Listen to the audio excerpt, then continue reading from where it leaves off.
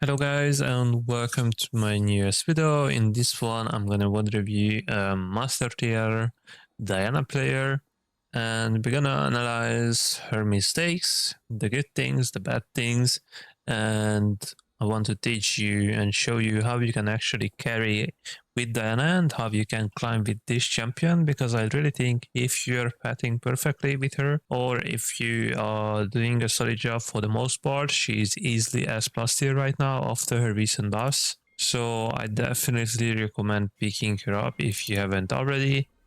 And in this game, I'm gonna show you a build which I highly recommend. I made a short about it and I made a top 5 best builds in this patch. And both videos are featuring Diana and her crazy good build after her recent buffs. So if you want to see similar content, then definitely like the video, especially if you found it helpful, and subscribe if you haven't already so you don't miss any future videos like these. And on top of that, join Discord server because you're gonna be able to get a free jungle coaching from me and you have nothing to lose basically. So what are you waiting for? So we are starting with a little bit of Fiesta. This is typical Fiesta behavior when both teams have pretty good invade options. And on top of that, again, Shaco. Let's pause the video a little bit right here. So whenever you are against someone like Shaco, especially if you're playing flags games or if you're playing solo queue and you have a duo, like your mid laner is your pre-made, then I highly recommend against Shaco to actually invade this guy because he needs his setups around his red quadrant, on his raptors, red buff, right? He needs his boxes, and if you're able to clear his boxes early on, he will be in a really bad situation from that point because he's clearly gonna suck. So you always want to destroy Shaco level 1 and always look to invade him. I'm not saying this will guarantee you that you're gonna win the game just because you do this, but you're gonna put the enemy Shaco, the enemy jungler in this case, in a really bad position. So let's talk about lane matchups a little bit, even though whenever you're playing someone like Diana, you really don't have to focus on lane matchups really, because you are full clearing most of the time and weak side strong side doesn't really exist in the lower ranks. But in this case we have Aatrox against Shen, both have teleport, so you don't have that much of a good setup. You can ignore top lane for the most part, especially because Shen is a tank after all, so he's gonna be useful eventually and he doesn't mind falling behind. On the other side of the map, we have an interesting Sion AD carry, or like a Sion carry with a Lux support against Senna and Nautilus. Nautilus is gonna look to fight a lot because he's an engaged support, so he wants an aggressive early game. Lux pretty much the same because she's not really an enchanter, she's more like a mage, right? So because of that, she's going to look to poke the enemy team a lot. So you can expect a lot of trading, a lot of fighting to happen on the bot side. And you can see this pretty much in every game. While even ignoring your AD carries, you can ignore Senna, you can ignore Sion. Instead of Sion, that could be a Caitlyn, Seraphine, you name it, any AD carry, any AP carry, doesn't really matter. Whenever you have someone like Lux, Serat, or let's say even an eco support, they're gonna be very aggressive and they're gonna look for a lot of trades and a lot of fighting, so they're gonna be gankable. So on Diana jungle, since she deals even more damage now to monsters with her passive.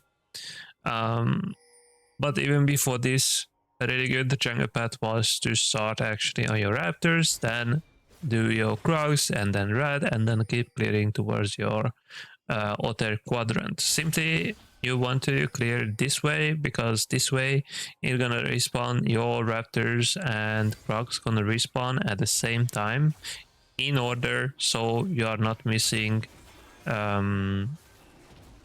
out, and you are not delaying your second tier camp spawn, which you would do if you would go to red, because on red buff you're gonna spend another 20 seconds or so to kill the red buff on S level 2 Diana, and then if you kill Krugs right after, then you are wasting another 20 seconds or so to kill the Krugs. So because of that, you just pretty much delayed your Krugs respawn by 40 seconds, which you definitely don't want. You're always looking for a sequence. And in this case, especially in this case, whenever you're facing someone like Shaco, a really cheesy champion, if you're able to, you want to start on your raptors, and the reason for that is really simple. You want to start on your raptors, get to your crocs and get to your red buff, and then actually look to invade and steal the opposite side, steal the camps from the enemy jungler. Simply because whenever you're facing a guy like this who is playing with Ignite, they are looking to invade you, and Shaco loves to cheese. Like, Shaco usually loves to start on his raptors, just like in this game, and then look to invade you straight away. Some Shacos are gonna look to invade you later on after the red buff, but that's the latest one they can do it, and that's the latest one they will do it. And in order to avoid that, avoid being killed on your gromp, that's the only way you can actually do it, by not even going there. It's totally fine if you just give up your top side quadrant, like we talked about earlier. On top side, we have an Aatrox and Shen. We don't really care about Aatrox, we don't really care about Shen. It doesn't really matter if Shen falls behind or not. It's not important for us. Meanwhile, on bot lane, we can expect a lot of fighting, so we want to be close to the bot lane. Or other scenario, mid lane. We haven't talked about mid lane. We have two scaling mages, but Nico can fight even early on. She has a root. She has pretty good gang setup for us. So because of that, we can easily look to make any plays around mid lane. It's not crucial to make plays around mid. You don't have to force anything, because as a jungler, we never want to force anything. The time window, that small window when we can actually make something happen on mid lane or bot lane or even top lane, will naturally show up, and we just have to be in position when that time window shows up, when that gank opportunity shows up. Like right now, some of you probably might say, okay, why shouldn't we gank mid lane? And it's simple. Ryze can easily just flash away and run away from us. We don't even have enough damage to actually kill him from this point, and Nico cannot help us. Like, whenever you're playing a farming jungler like Diana, your priority should be to actually get your camps, get your jungle camps, and finish your full clear as soon as possible. Like, as you can see, Shaco is on our blue side. Obviously, by this time we would be on our wolves by the time he got here, but that's not the point. We finished our full clear, basically, and right now this bot lane is looking actually really juicy, because despite them being on full HP, they are really close to our tower. They have walked really far up on the lane, and because of that, we want to look for a potential gank here, and the potential we might be able to get a potential kill here. Sure, from the early invade we got 3 assists, not a big deal, but our bot lane is ahead. Sion got 2 kills. So, and because bot lane will be really bloody, they're gonna look to trade a lot. We want to be around for those and want to punish the enemy lanes. But let's see what this Diana does. As you can see, Nautilus is caught and we get a really easy kill. We don't really have to help Sion shove, but since he's not typical carry, he's more like a support, we can help him shove and steal some gold, steal some XP from him.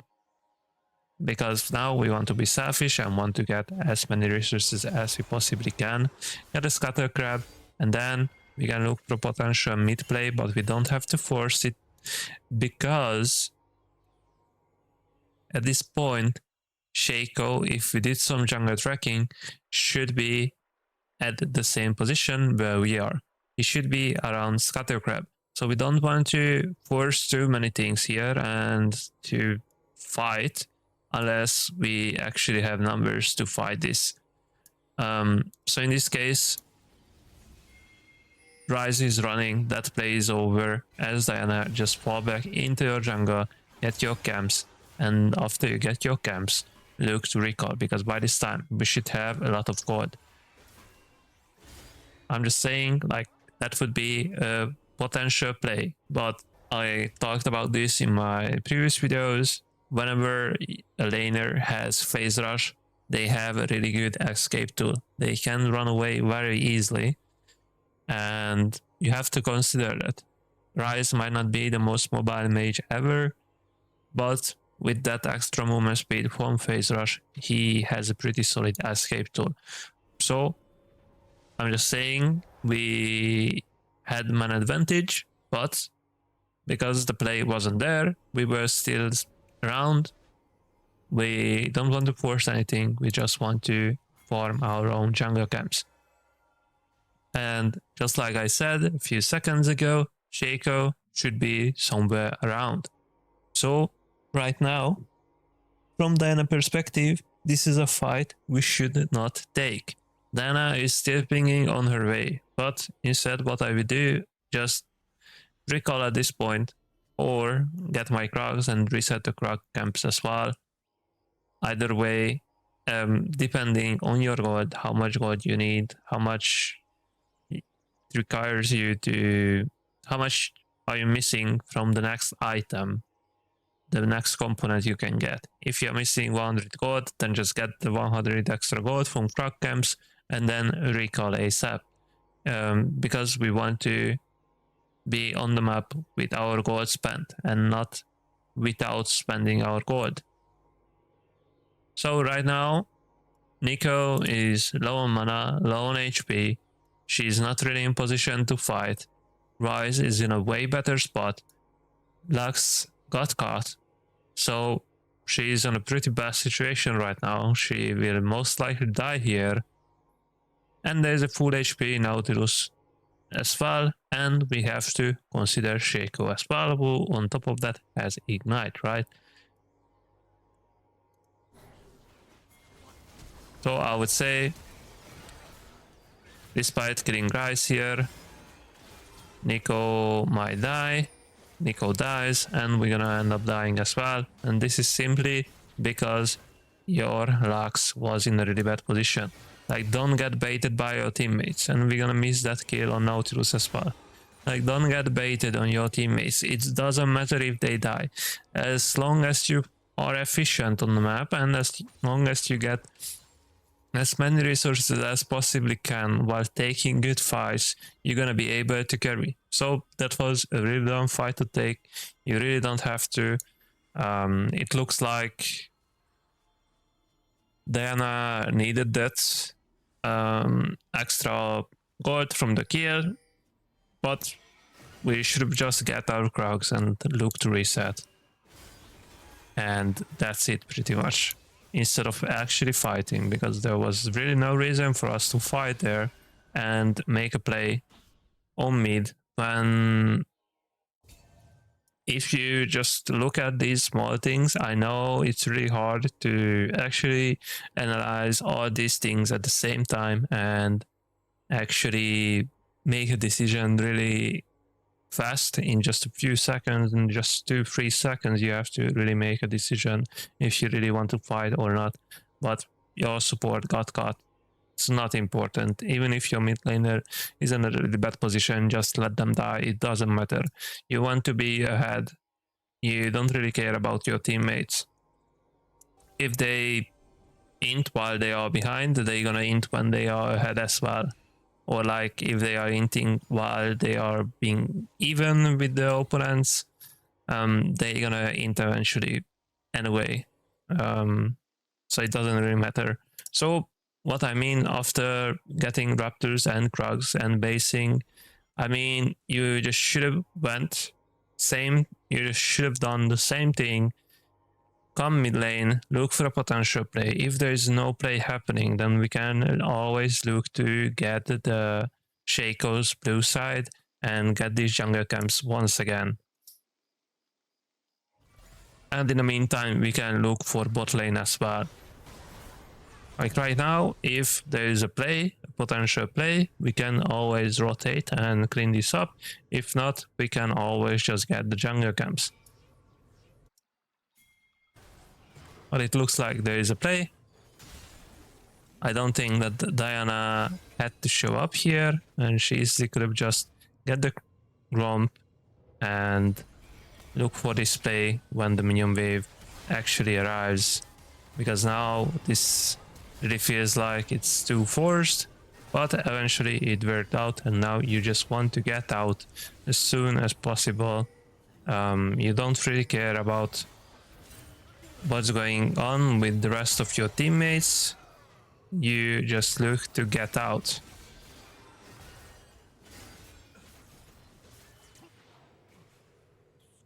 Luckily, Nico rotated, and in this case, just because Nico rotated, we can take the fight once again because we had a better position. This time around, Nico was actually in a really good spot to fight with us, because if I go back and check Nico, while our bot lane is fighting and we are fighting with our bot lane, Nico is already rotating. But you have to see the main difference.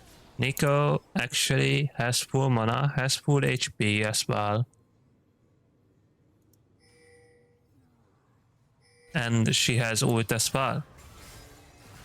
Meanwhile, during the other fight, she didn't have ult, she didn't have mana, she didn't have HP.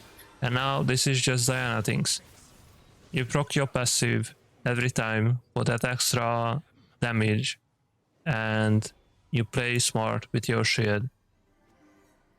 This is just Diana mechanics. She doesn't have a really hard hit or anything like that, but now we were in a really good position to actually fight, so we fought with our mid laner. It was a really different scenario compared to the previous one, if you remember it. Now, because we fought and we have a full item, now we can actually look to get to level 6 as soon as we can, farm some camps, because we have a bunch of camps up, and despite having our full completed item, we pretty much have the whole jungle up, and in this case you never want to look for an extra fight. Now our goal is to get at least one quadrant, get our level 6 spike, and once we got to level 6, then we can look for a potential play. But especially as a farming jungler, but this is important, doesn't matter if you're playing a ganking jungler or a farming jungler, doesn't matter. You always want to have one quadrant down just to be somewhat more efficient. So in this case, we are getting our bot side quadrant, and now that we are level 6, bot lane is fighting, so we can actually rotate. Now we are level 6, one quadrant is down, and we can come bot and clean it up. Let's push that next wave as well, because it was in a really bad position, and Cyan died as well, right? So now we can actually sneak away some plates and get so much gold after good plays. we can get and get rewarded by so much gold. And this is how you want to play. After you made a really good play, enemy laners died, you have to crash the wave because it was pushing towards the enemy tower. It's totally fine, especially on Diana, to get 1 or 2 plates. And then, since there is a dragon, we can get the dragon as well. Since on bot lane, Shaco did not show up, that just means one thing. He has to be on the other side of the map. And because he's on the other side of the map, we can get a Drake for free. And at this point, he even showed up on top lane. Right? So now we have nothing to lose. We can easily just get this dragon and reward ourselves with an extra objective. Here, this is how strong Diana is. Here, what I wanted to say is that you really don't have to commit for this skill. You really have to know your own limits. If you are pressing tab frequently, you would know that, okay, I have a completed item compared to Rise, who has half an item. And if Rise stays, then he should be dead. Just because you are Diana, you have a lot of damage at this stage. But in case your opponent is, let's say, 3-0 and not 0-3, just like this Rise, or more like 0-2 before we killed him, and he has higher level than us, he has more gold. In that case, we are only taking the minion waves. We are not taking anything else really, because we really don't have to. Last thing you want to do as a jungler is to give kills to laners by overextending. And once again, since our Nico is dead and we are Diana, the mid wave was in a really bad position, we actually want to crash that wave and get some plates, just because we are melting towers. But don't overcommit. Okay. What I wanted to say is to do not overcommit and stay too long on the map, because that way you're gonna make the whole enemy team rotate on you, just like this Shaco did. So don't get too greedy, get 1 or 2 plates, and then easily just get out. Just get out, get 1 or 2 plates and run away. Run to reset and get to your items. And after we made another good play, since once again war jungle is pretty much up, we want to kill one quadrant, so that's what we're gonna do. And after that we have to recall and really spend our gold, because at this point, despite being super fed and being ahead of Shaco, despite having over 3000 gold on this Shaco, we have the same item as him because we didn't spend our gold. So I would say that this is once again a really bad decision that we haven't recalled yet. It's a bad idea to be on the map while having this much gold. This is how you can easily lose games, because despite having a lot of gold in our pocket, we haven't spent it on items, so we are technically not stronger than this Shaco. He's level 7 with 2 completed items, completed boots, and completed propane Hydra. But now we only have Nurture's Suit with half boots and Dark Seal, despite having 10 stacks on the Dark Seal. So I would say this is once again a mistake from Diana by overcommitting and being on the map for too long. But now, once again, she's looking for another fight, another invade, which you just should never do as a jungler. It's totally fine to stay on the map for 100, 200 gold if you have to, if you need that much gold for your completed item, but you don't want to overstay with over 3000 gold, almost 4000 gold on the map and look for fights over and over again. This is just not how you want to play jungle, because if you for some reason meet the enemy jungler because they aren't smart and they aren't going like bot side like the Shaco did, and then went to his top side quadrant, and perhaps the enemy mid laner rotates or the enemy top laner rotates because you couldn't kill him and you die. That can easily be game losing. At this point, you even have enough gold for Rabadon, so you have zero reason to overstay. Despite these skills, like at this point, these skills don't really matter. Sure, you are getting 3 kills here and there, but you are already so strong that you are wasting your potential. Like, even if you just recall, spend your war gold, you're still gonna be able to one-shot them and get all these kills. Because if you actually get your item, get your Rabadon, and then get out, spend all your gold, after that, you're still gonna be able to do whatever on the map. Like, you're gonna have a massive advantage, a massive item advantage, a massive level lead. But even if you don't have a level lead, only like 1 level lead, you're gonna dominate because you have so much more items than anyone else in the enemy team. And in that case, if you keep fighting with your strong laners, like you're gonna keep fighting with your Sion, you're gonna keep fighting with your Nico, and I would say that Aatrox is pretty strong as well, then you're just gonna win every fight if you are not making any dumb mistakes and you are not overstaying on the map with a bunch of wards, so you never want to do that. It's totally fine to overstay if you need 100 or 200 extra gold, but you always want to spend your gold and get your items as soon as you have your completed item.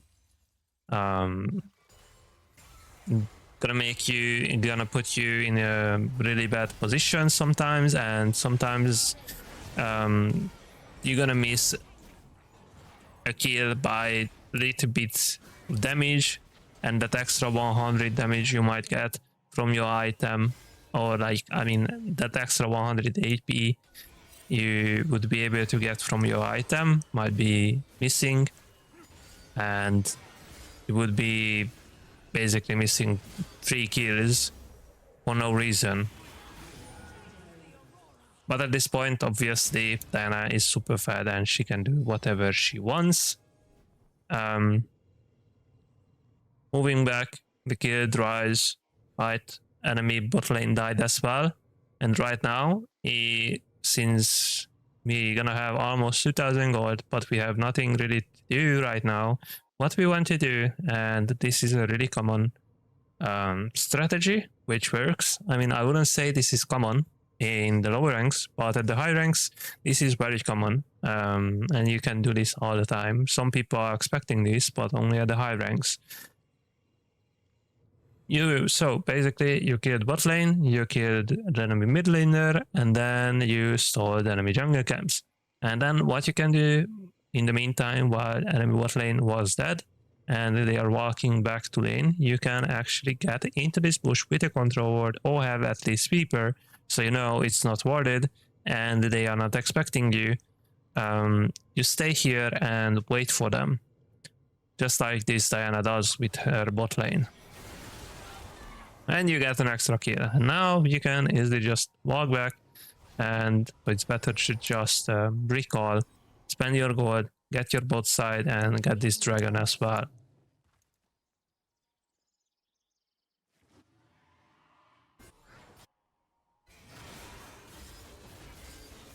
Let's see, in the meantime, bot lane enemy support is looking for something. You don't have to chase kills, you never want to catch, I mean, you always want to catch 3 kills if you can, but you never want to commit too hard for the kills and potentially die.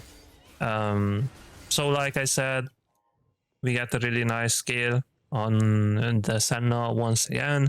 We're gonna look to recall after that, just like we did, and then get your bot side quadrant, so you always have 1 quadrant down, so we are being efficient. And right after that, let's just get a dragon, let's just reward ourselves with some free objectives. In the meantime, if there is a gank on mid lane or if there is a gank on bot lane, then obviously you want to rotate if the play shows up. And like I said, this is what you can do, and this is why you are supposed to actually recall and spend your gold, because this is what you can do on the map if you have item advantage.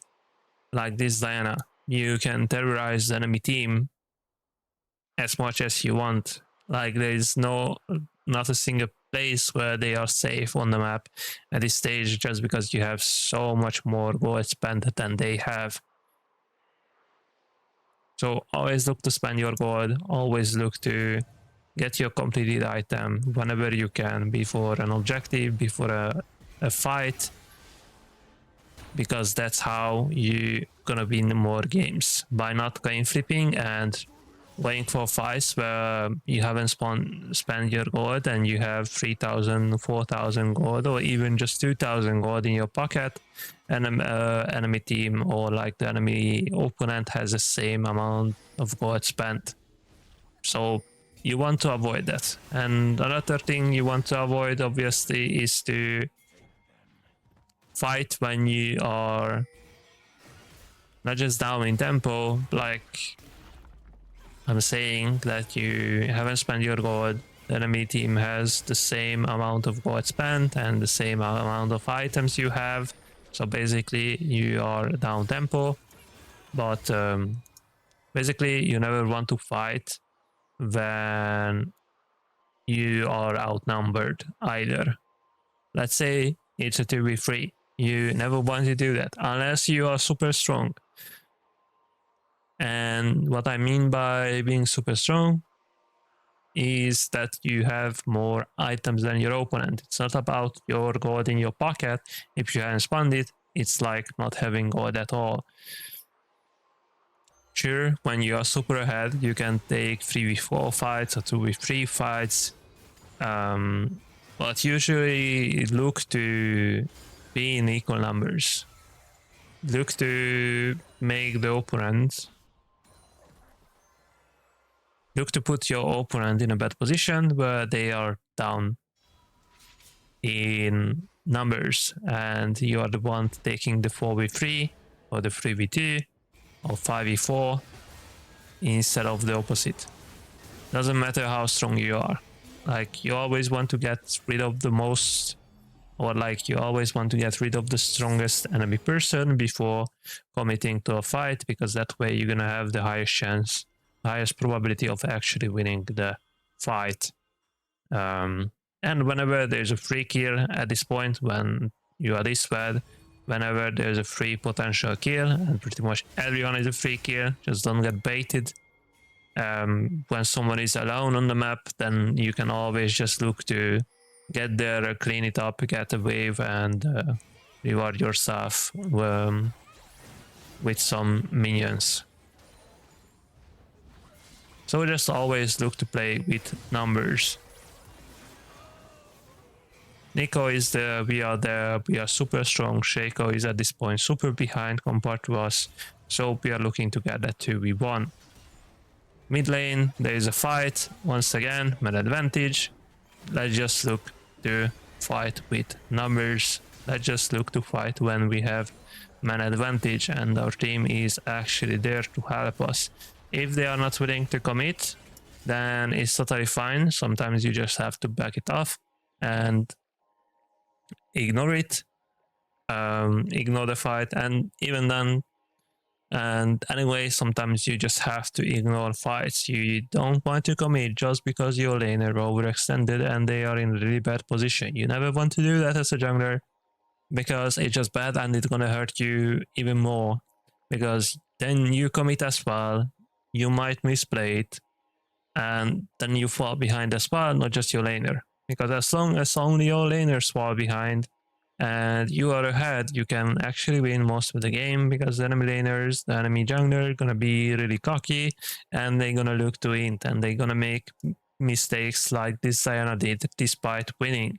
At this time, she didn't get punished for it, but in other games, she might get punished for those mistakes, and she's gonna end up losing the games despite being the better jungler, being stronger than the enemy jungler, but because of her mistakes, just because she gave up her shutdowns, she actually loses. And that's like the most common way to get yourself tilted and actually start blaming your teammates just because you see that, okay, you had a nice score, and you're gonna start blaming someone with a bad score in your team. But in fact, if you would have played better, you actually could have carried them. Doesn't matter if they int. As long as one of your laners are inting only, you can win the game most of the time if you are stronger than your opponent. But if you fall behind, then you're gonna have a really hard time. So for conclusion, always look to fight with numbers. Always look to fight when you have a man advantage, or worst case scenario, it's equal numbers. You're fighting 3v3, 4v4, etc. And always look to spend your gold when you have enough for your completed items. It's totally fine to get 1 or 2 camps extra if you need the extra gold, because let's say you're missing 100 gold from being able to buy Zonias or Magi's or whatever. It's definitely better to just stay on the map, overstay a little bit, get your gold, and then recall, than having to recall, spend your gold, and then you farm one more camp just to recall once again for the completed item. And yeah, pretty much that's it. That's like a pretty good example, despite the few mistakes this Diana made, on how you can actually carry games and how you can carry on Diana jungle with this super squishy but really insane damage build. And if you are in the lower ranks, I still highly recommend you to actually go with the Andres Riftmaker build, because that build is super strong still, and you can actually get away with more mistakes. If you are just picking up Diana, or if you are in the lower ranks, if you are below gold and such, but I would say even if you are below emerald, you're gonna find great success with Leandri's Leafmaker Diana build as well, because this one is really squishy, and this build is only rewarding when you are super selfish and you are getting a lot of resources. If you are not efficient, you are not selfish, and you are making mistakes and you are dying a lot, then this build won't work and it's gonna make you lose. Well, obviously, it's not the build who made you lose. Instead, it's your decision making, but you get the idea. So, thank you guys for watching. I hope you found it helpful. If you did, then definitely smash the like button, subscribe if you haven't already, so you're not missing out on future videos like this one. And I'm working in the background on a lot of other type of content you are most likely going to enjoy, at least I hope so. So anyway, see you guys and have a good one.